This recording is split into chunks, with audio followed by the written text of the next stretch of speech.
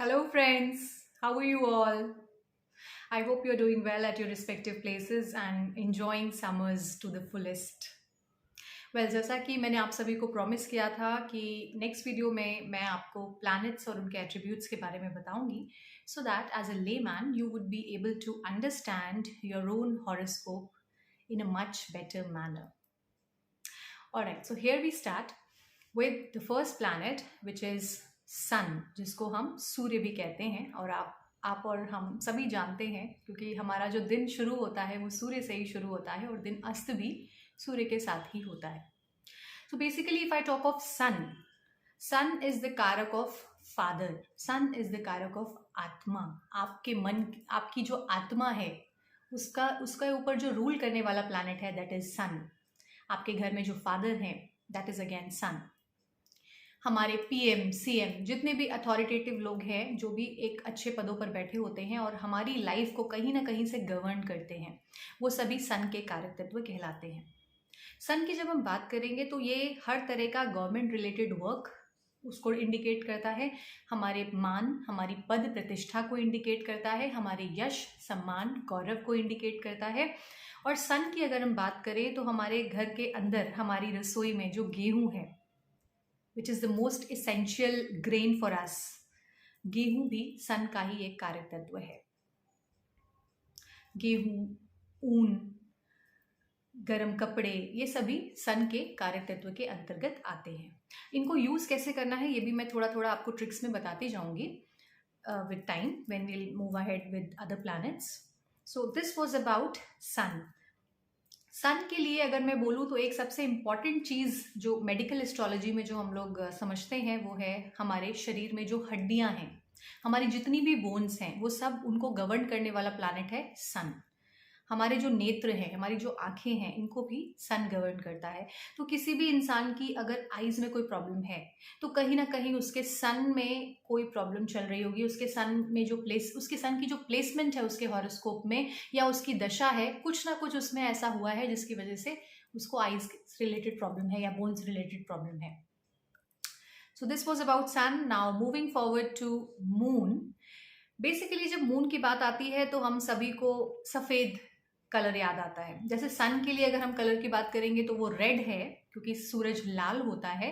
सूरज कभी कभी गेरुआ भी लगता है जब शाम को ढल रहा होता है. तो सन के कलर्स को अगर हम डिनोट करेंगे तो वो रेडिश और रेड के कुछ ऑरेंजिश फॉर्म को लेता हुआ होता है.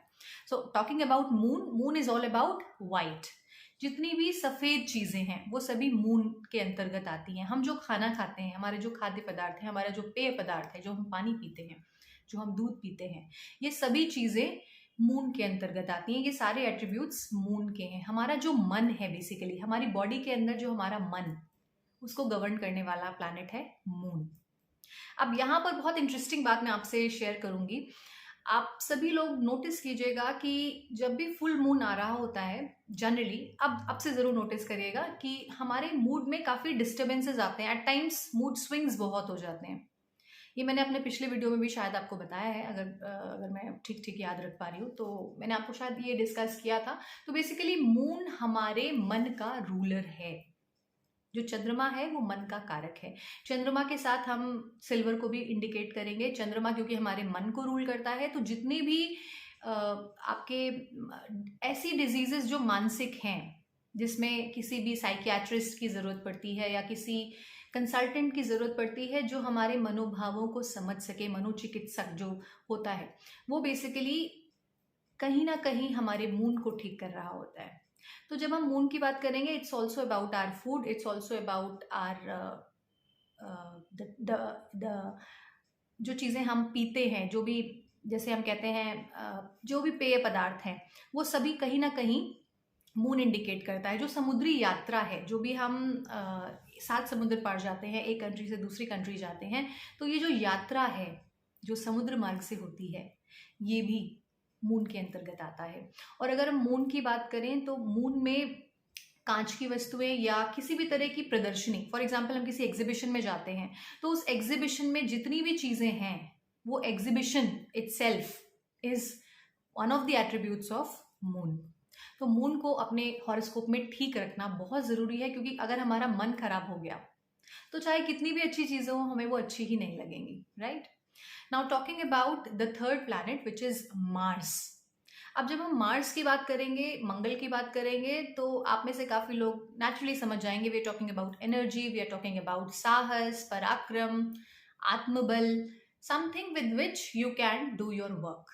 जो भी हम काम करते हैं, जो भी हम साहस दिखाते हैं, जो भी हम पराक्रम दिखाते हैं, वो सभी मार्स के अंतर्गत आता है।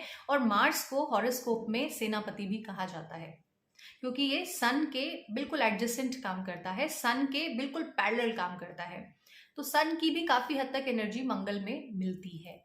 तो मंगल की जब हम बात करेंगे तो किसी भी तरह की लड़ाई झगड़ा, क्रूरता, हत्या, ये सारे भी कारक तत्व मंगल के अंतर्गत आते हैं। जो भी डॉक्टर सर्जरी करते हैं, जो भी चीरफाड़ होती है, ये सभी मंगल के कारक है। तो अगर किसी का मार्स स्ट्रांग है हॉरोस्कोप में, तो वो इंसान एक अच्छा मेडिकल एक्सपर्ट बन सकता है, एक बड़ा सर्जन बन सकता है, मेडिकल फील्ड में बहुत अच्छा कर सकता है, और साथ ही साथ वो एक अच्छा पुलिसमैन बन सकता है, एक अच्छा डिफेंस पर्सनल बन सकता है, एक बड़ी प्रोफाइल पे जा सकता है, क्योंकि वहां पर भी आपको मशीनरी यूज करनी होती है। You fight for your nation, you work for your citizen. तो यहाँ पर मंगल के जितने भी कारक तत्व हैं, वो पॉजिटिव और नेगेटिव दोनों तरीके से काम करते हैं। अब जो डाकू होगा, जो चोर होगा, वो भी कहीं ना कहीं उसका भी मंगल स्ट्रांग होगा, लेकिन वो नेगेटिवली एक्टिवेट होगा, इसलिए वो डाकू बना है। अब जो जो पुलिस है, उसका मंगल पॉजिटिवली एक्टिवेटेड है, इसलिए वो पुलिस बना है। तो ये सारे एट्रीब्यूट मंगल के होते हैं। मंगल का कलर अगर हम बात करें तो again it denotes red. Mangal is also कारक ऑफ ब्लड। हमारी बॉडी में जितना भी ब्लड है, उस पर रूल करने वाला प्लैनेट है मंगल। आप कभी भी सुनते हैं कि कोई इंसान अनफॉर्चुनेटली हार्ट अटैक से चला गया इस जीवन को छोड़ के, तो कहीं ना कहीं जब मंगल की दशा आई तो मंगल ने अपना इम्पैक्ट दिखाया। अब यहाँ पर मंगल हमेशा खराब नहीं हो सकता, उसकी रेमेडीज भी होती हैं। अगर हमको चीजें पहले से पता हो तो हम रेमेडी कर सकते हैं, जिससे हार्ट अटैक जैसी प्रॉब्लम ना आए, क्योंकि मंगल किस पे रूल कर रहा है? ब्लड पे। तो उसकी हम रेमेडी में कई बार इंसान को ऐसा बताते हैं कि आप जाइए ब्लड कैंप में ब्लड डोनेट करके आइए, अगर आपका कुछ भी हमें मेलेफिक होता हुआ दिख रहा है in due course of time. So this is how we basically plan the things in a manner that it becomes predictive astrology or predictive occult for anyone. So this is how we align, and this is known as karma alignment. Okay, now talking about the next planet that we have here is Jupiter. जब Jupiter की हम बात करते हैं तो गुरु का नाम याद आता है, हम सभी जानते हैं लेमैन लैंग्वेज में। तो गुरु एक मार्गदर्शक होता है। तो जितने भी टीचर्स हैं, जो भी टीचिंग फ्रेटर्निटी से जुड़े हुए हैं, जो भी कहीं ना कहीं लोगों को अपलिफ्ट कर रहे हैं, नॉलेज दे रहे हैं, वो सभी गुरु के कारक तत्व के अंतर्गत आते हैं। जब हम गुरु की बात करते हैं तो जितनी भी पीली वस्तुएं हैं, चना हुआ, बेसन हुआ, ये सभी गुरु के अधीन होती हैं। बेसन से जितनी भी बेसन की मिठाइयां हो गई, वो सभी गुरु के कारक तत्व हैं। अगर हम गुरु की बात करें तो ईश्वर के प्रति निष्ठा, उच्च ज्ञान, धन, और स्त्री के लिए बेसिकली पति। जब भी हम किसी फीमेल का हॉरोस्कोप देखते हैं तो फीमेल के हॉरोस्कोप में जुपिटर को हस्बैंड इंडिकेट किया जाता है। मतलब जुपिटर की प्लेसमेंट जहां दिख जाएगी, वो ये बताएगा कि इस फीमेल का हस्बैंड या वुड बी कैसा होगा, उसके क्या एट्रीब्यूट्स होंगे। अगर कोई प्रकाशन संबंधित व्यवसाय में जाता है, मीन्स कोई पब्लिशिंग इंडस्ट्री से बिलोंग करता है, तो उसका जुपिटर स्ट्रांग होना बहुत ज़रूरी है। कोई लेखन से रिलेटेड काम करना चाहता है, कोई इस उच्च शिक्षा से रिलेटेड काम करना चाहता है, तो उसका बृहस्पति स्ट्रांग होना बहुत ज़रूरी है। और अगर नहीं है और आप उस डिपार्टमेंट में हैं या उस बिजनेस में हैं, तो आपको बेसिकली उसकी रेमेडी करनी पड़ेगी, so that you have more of benefic effects of that planet. Now moving to next planet which is Mercury. Mercury की जब हम बात करते हैं तो एक मरकरी को प्रिंस कहा जाता है, मरकरी को ज्ञान भी कहा जाता है। अब आप देखेंगे कि कुछ कुछ एट्रीब्यूट्स कई प्लैनेट्स में मैच करते हैं, मतलब सिमिलर होते हैं। जैसे हमने गुरु की भी जब बात करी तो उसमें भी ज्ञान की बात करी, उच्च ज्ञान की बात करी। यहाँ पर जब हम मरकरी की बात कर रहे हैं तो मरकरी के केस में हम एकेडमिक्स की बात कर रहे हैं, जो कि 12th तक सिमिलर होती है सभी बच्चों की। तो एकेडमिक्स का कारक है मरकरी, ज्ञान का कारक, बुद्धिमत्ता का कारक है मरकरी।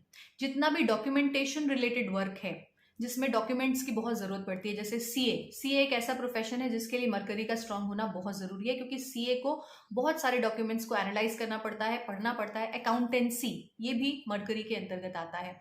इसमें भी मरकरी की जब हम बात करें तो कहीं ना कहीं ये यात्रा को भी दर्शाता है, ये कम्युनिकेशन को भी दर्शाता है। तो जितने भी लोग कम्युनिकेशन रिलेटेड फील्ड्स में हैं या कम्युनिकेशन के थ्रू अपना रोजगार चला रहे हैं, अपना घर बार चला रहे हैं, उनका मरकरी स्ट्रांग होना बहुत ज़रूरी है। और अगर नहीं है किसी रीज़न से तो हम मरकरी को बल देने की कोशिश करेंगे। So this is called as predictive astrology. This was about Mercury. अगर मरकरी के कलर की हम बात करेंगे तो मरकरी का रंग हरा है। जुपिटर में हमने पहले ही बताया था कि Jupiter is yellow, mercury is green. So anything which is green in this planet, on this planet, is the कारक तत्व ऑफ मरकरी। हमारी जो पृथ्वी है वो हरी भरी है, इसलिए हरे रंग को ऐसा कहा गया है कि हरा रंग कभी किसी को नुकसान नहीं करता, क्योंकि हरा रंग हमारी प्रकृति है और प्रकृति हमारी माँ है, तो माँ कभी किसी का नुकसान नहीं करती। इसलिए इसको हम एक काफ़ी हद तक बेनिफिक प्लैनेट की श्रेणी में ही लेते हैं, लेकिन एस्ट्रोलॉजी में कुछ केसेस में कभी कभी ये मेलेफिक भी रिजल्ट दे सकते हैं। बट मेजरली इनको प्रिंस कहा गया है, इनको सभी प्लैनेट्स वेलकम करते हैं, इसलिए इनको अच्छा माना जाता है। Now moving to next planet which is Venus. जब हम वीनस की बात करेंगे तो वीनस, अगर किसी मेल का हॉरोस्कोप हम रीड कर रहे हैं तो किसी मेल के हॉरोस्कोप में वीनस को उसकी वाइफ दर्शाया जाएगा। मतलब वीनस की जहां पोजीशनिंग होगी वो उस इंसान की वाइफ के बारे में बताएगा।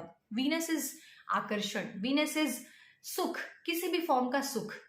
अब सुख की डेफिनेशन सबके लिए अलग अलग हो सकती है। किसी के लिए भोग विलास सुख का कारक हो सकता है, किसी के लिए फैमिली, किसी के लिए रिलेशनशिप सुख का कारक हो सकता है। So anything that shows your सुख, that shows your pleasure is the कारक तत्व ऑफ वीनस। वीनस लग्जरी को भी इंडिकेट करता है, इसलिए लग्जरी से रिलेटेड जितने भी प्रोफेशन हैं, जिसमें भी तड़क भड़क की बात होती है, जैसे जितने भी फैशन शोज होते हैं, जितने भी ज्वेलरी एग्जीबिशंस होते हैं, जितनी भी ये हमारी एंटरटेनमेंट इंडस्ट्री है, वैसे एंटरटेनमेंट इंडस्ट्री तो कहीं ना कहीं वीनस के ही अधीन आती है, लेकिन इसका कुछ पोर्शन जब हम बात करते हैं तो ये कुछ पोर्शन कभी कभी सिमिलर हो जाता है बुध के साथ भी, मरकरी के साथ भी, क्योंकि मरकरी में भी हम कम्युनिकेशन की बात करते हैं और कहीं ना कहीं एंटरटेनमेंट इंडस्ट्री में भी वो कम्युनिकेशन के माध्यम से हमको एंटरटेन कर रहे होते हैं। तो कुछ कारक तत्व आपको सिमिलर मिलेंगे, लेकिन वीनस की अगर हम बात करें तो हर तरह का सुख वीनस के अंतर्गत आता है, जिसको हम हिंदी में शुक्र के नाम से भी जानते हैं। शुक्र मतलब सुख, और सुख की डेफिनेशन अलग अलग हो सकती है। इसके अंतर्गत सफ़ेद चीज़ें आती हैं। अगर हम वीनस की बात करेंगे so it's more of white colour, white things. और अगर हम इसके बारे में बात करें थोड़ा हिंदू माइथोलॉजी के हिसाब से, तो ये माता रानी को दर्शाता है। अगर किसी का शुक्र खराब है तो उसको जगत जननी माँ जगदम्बा की पूजा करनी चाहिए, जिससे शुक्र आपका बलवान होगा और आपको लाइफ में हर्डल्स कम आएंगे। Now moving to next planet which is Saturn. तो जब हम सैटर्न की बात करेंगे, आप में से कई लोग डर जाते हैं, बहुत डर लगता है। बेसिकली जो सैटर्न है वो न्याय के देवता है, वो न्याय प्रिय है, उनको दंडाधिकारी कहा गया है। ये कभी भी मेलेफिक प्लैनेट्स कहे जरूर जाते हैं, लेकिन मैं इनको कभी भी मेलेफिक मानती नहीं हूँ, क्योंकि मुझे ये पता है ये जो भी करते हैं न्याय करते हैं। ये हमारा पसीना निकलवा देते हैं, हमको इतनी मेहनत करवाते हैं, हमको परेशान भी करते हैं, हमारी अननोइंगली जो हम गलत काम करते हैं उसके लिए हमको दंड भी देते हैं। लेकिन जब हम अच्छे ट्रैक पे आ जाते हैं तो ये हमको कहाँ से कहाँ पहुँचा देते हैं, ये आप इमेजिन भी नहीं कर सकते हो। सो बेसिकली सैटर्न की जब हम बात करेंगे तो ब्लैक रिलेटेड जो भी वस्तुएं हैं, जो भी हमारे अंडर में काम करने वाले लोग हैं, जो हमारे सर्वेंट हैं, जो हमारे सपोर्टिंग इन्फ्लुएंशियल पीपल हैं। इन्फ्लुएंशियल मैं इसलिए बोल रही हूँ कि उनके बगैर हमारा काम नहीं चलेगा। जो भी आपके घर में काम कर रहा है, चाहे वो मेड है, चाहे वो कुक है, कोई भी है, वो सभी हमारे सैटर्न के अंतर्गत आते हैं। तो सैटर्न को अगर आपको अच्छा करना है, क्योंकि सैटर्न अगर खराब हुआ किसी भी वजह से, या उसका ट्रांजिट ऐसा हुआ जिसकी एक मेलेफिक एस्पेक्ट आपके हॉरोस्कोप पे हुई, तो कहीं ना कहीं वो आपको परेशान जरूर करेगा। सैटर्न बेसिकली देरी कराता है, सैटर्न डिजीज देता है। सैटर्न हमारी अगर मैं बॉडी की बात करूं तो हमारे जो घुटनों से लेके पैर तक का एरिया है, घुटनों से नीचे का पैर तक, ये सभी सैटर्न रूल करता है। तो जब भी आपका सैटर्न खराब होगा, आपको कहीं ना कहीं पैरों की प्रॉब्लम होगी, किसी को घुटने में दर्द होगा, किसी को फीट में दर्द होगा, किसी को किसी भी तरह की प्रॉब्लम हो सकती है, क्योंकि ये सब गवर्न करने वाले प्लैनेट है सैटर्न। और उनको प्लीज करने के लिए हमको कुछ नहीं करना है, बेसिकली अपने कर्मों को अलाइन करना है, अच्छा करना है। और जिसकी भी हॉरोस्कोप में जैसी प्लेसमेंट होती है, अगर कहीं पे कुछ मेलेफिक इफेक्ट दिखता है तो उस हिसाब से हम उनको प्रिडिक्टिव तरीके से सैटर्न को बल देने की कोशिश करते हैं, जिससे सैटर्न अपने इल इफेक्ट्स ना दे। Now talking about the next planet which is Rahu. So basically Rahu की जब बात आती है तो सीधे सीधे एक गुंडा वाली छवि आ जाती है, बट अल्टीमेटली अगर आप थोड़ा सा बैकग्राउंड में जाएं तो राहु और केतु ये जो दो प्लैनेट्स थे, इन्होंने गलती से अमृत पान कर लिया था। उसके बाद जब विष्णु जी ने ये चीज देखी, महसूस करी कि अरे ये तो गड़बड़ हो गई, मैंने इनको अमृत पिला दिया, तो उन्होंने राहु को अपने सुदर्शन चक्र से जब राहु का धड़ अलग किया तो राहु का सिर अलग हो गया और जो नीचे की बॉडी थी वो केतु बन गया। तो राहु और केतु एक ही थे लेकिन वो दो में स्प्लिट हो गए। तो राहु की अगर मैं बात करूं तो कलयुग का सबसे ज्यादा इन्फ्लुएंशियल प्लैनेट अगर कोई है, दैट इज राहु। क्यों? उसका रीजन समझते हैं। अगर हम 20th सेंचुरी की बात करें, आप में से काफी लोग 19th सेंचुरी के हैं और जो हमारे यंग जनरेशन है जो 20th सेंचुरी की भी है जो ये वीडियो देख रही है, उनके लिए बहुत ही इंटरेस्टिंग चीज ये है कि अगर आप देखो 20th सेंचुरी में किस चीज ने हम सबको गवर्न किया, थोड़ा सा दिमाग पर जोर डालो। That is the digital transformation, that is the internet boom. तो ये राहु की अगर हम बात करें तो जितनी भी कम्युनिकेशन के चैनल्स हैं, आप और हम एक वीडियो के माध्यम से मिल रहे हैं, तो इसको गवर्न कौन कर रहा है? इसको गवर्न कर रहा है राहु। हम टेक्नोलॉजी यूज कर रहे हैं, मोबाइल यूज कर रहे हैं, कैमरा यूज कर रहे हैं, लैपटॉप यूज कर रहे हैं, इंटरनेट यूज कर रहे हैं, ये सारी चीजें गवर्न करने वाला प्लैनेट राहु है। अब राहु की इंपॉर्टेंस कलयुग के अंदर बहुत ज्यादा रहने वाली है और आप में से मैं मानती हूं कि हम सभी कहीं ना कहीं इस चीज को अब जान चुके हैं कि डिजिटल ट्रांसफॉर्मेशन एरिना में अगर हमने खुद को नहीं बदला तो कहीं ना कहीं समय हमें पीछे छोड़ देगा और लोग आगे निकल जाएंगे। तो राहु की जब हम बात करें, बेसिकली ये एक छाया ग्रह है, ये एक वैसा पूरा पूर्ण प्लैनेट नहीं है। कहीं ना कहीं इसका सर इसके पास है, इसका दिमाग इसके पास है, लेकिन इसकी बॉडी इसके पास नहीं है। तो वो एक तड़प है, वो तड़प ही राहु को मेलेफिक भी बनाती है। तो जब राहु की बात करेंगे तो बेसिकली जितने भी चोर, गुंडे, डकैती, ये सब चीजें राहु के अंतर्गत आती हैं। जितने भी अंडरवर्ल्ड रिलेटेड चीजें हैं, जितनी भी टेररिज्म से रिलेटेड चीजें हैं, वो सभी उनको गवर्न करने वाला प्लैनेट राहु है। अगर आप ध्यान दें कि जब कोविड आया था अब से 1 साल पहले, मतलब अभी भी है बट इम्पैक्ट बहुत नलिफाइड है विद गॉड्स ग्रेस। तो जो पिछले 2 साल गए जिसमें कोविड को हमने बहुत करीब से ऑब्जर्व किया, हम सभी के घरों में कोविड पहुंच चुका था, तो कौन से ऐसे लोग थे जिनको सबसे ज्यादा वैल्यू दी हमने? थोड़ा सा दिमाग लगाइए, आई एम श्योर आपको आंसर मिल गया होगा। तो जो भी लोग उस कोविड के पीरियड में हमारे घर का कूड़ा उठा रहे थे, सफाई कर्मचारी थे, हमारे आसपास की जो विसिनिटी थी उसको क्लीन कर रहे थे, हम सभी ने उनको मालाएं पहनाई, उनके ऊपर फूल डाले। तो बेसिकली कोविड जो आया ये सिर्फ एक झलक है, ट्रस्ट मी, ये सिर्फ एक झलक है। हमने अपनी प्रकृति का इतना दोहन कर लिया है कि आने वाले समय में हमें ऐसी बहुत सारी चीजें दिखने वाली हैं। तो ये बेसिकली राहु हमको ये अपना इम्पैक्ट जताने आया था कोविड के माध्यम से कि आपको मुझे खुश करना है तो इन लोगों को खुश करो, इन लोगों को वैल्यू करो जो आपके जीवन से कितने स्ट्रांगली जुड़े हैं और जिस पर आपका कभी ध्यान भी नहीं जाता। तो ये सारे लोग जो भी सफाई कर्मचारी हैं, ये सब राहु के एट्रीब्यूट्स हैं। अगर आपकी कुंडली में आपको राहु को अच्छा करना है, राहु को बल देना है, so that you have better opportunities in your work place, then you need to be very pleasant with these people, you need to be very polite with these people, and you need to praise such people. So this is how you can enhance your Rahu, which will give you very positive results.